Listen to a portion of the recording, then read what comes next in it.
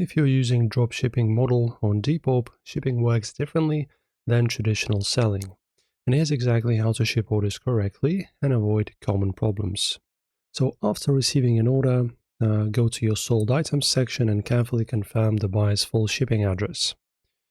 Even small mistake can cause delivery failure or refund requests. Go to your supplier's website and place the order using the buyer's name and shipping address. Make sure the product variation, which is size, color, or model, matches your Depop listing exactly. Ensure the supplier ships directly to your customer, not to you. If available, remove invoices or branded promotional inserts to keep the transaction clean and professional. Then you need to upload the tracking number.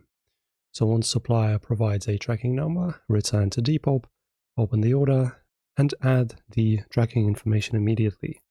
This protects you in case of dispute and keeps your buyer informed. Then keep an eye out on the tracking progress. If there are delays, message the buyer proactively to maintain trust and reduce refund requests. If the item is lost or significantly delayed, contact your supplier first, then update the buyer with accurate information and offer solutions if necessary.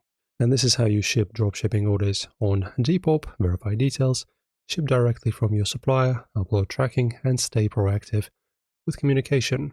That's it for this guide. If you enjoy, like and subscribe. See you soon.